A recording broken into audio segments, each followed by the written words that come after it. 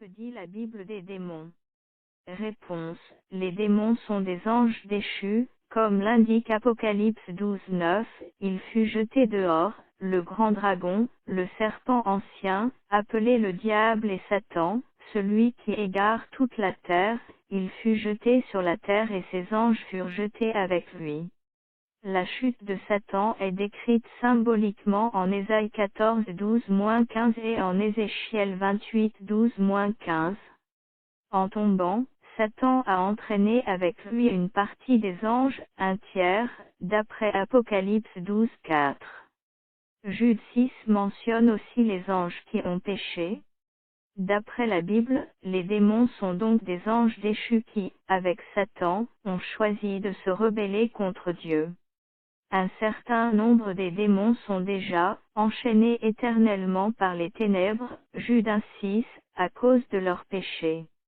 D'autres, qui sont libres de leurs mouvements, sont appelés aussi les puissances, les autorités, les souverains de ce monde de ténèbres, les esprits du mal dans les lieux célestes, en Éphésiens 6:12, voire Colossiens 2:15.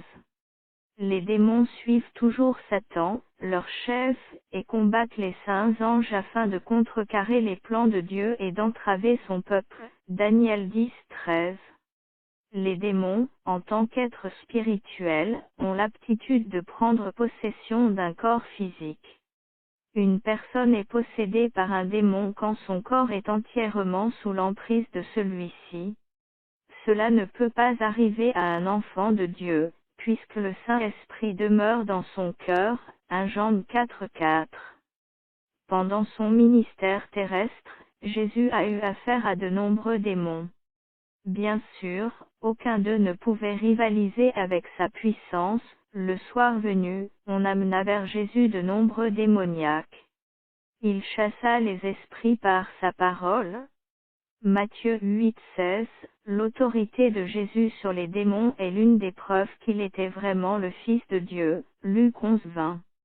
Les démons qui se trouvaient en présence de Jésus savaient qui il était et le craignaient, et voilà qu'ils les démons se mirent à crier, « Que nous veux-tu, Fils de Dieu? Es-tu venu ici pour nous tourmenter avant le moment fixé ?» Matthieu 8:29, les démons savent qu'ils finiront dans les tourments. Satan et ses démons cherchent maintenant à détruire l'œuvre de Dieu et à tromper le plus de personnes possible. 1 Pierre 5:8, 2 Corinthiens 11:14-15. Ils sont décrits comme des esprits impurs, Matthieu 10:1, Marc 1:27, des esprits de mensonge, 1 Rois 22:23, et des anges de Satan, Apocalypse 12:9.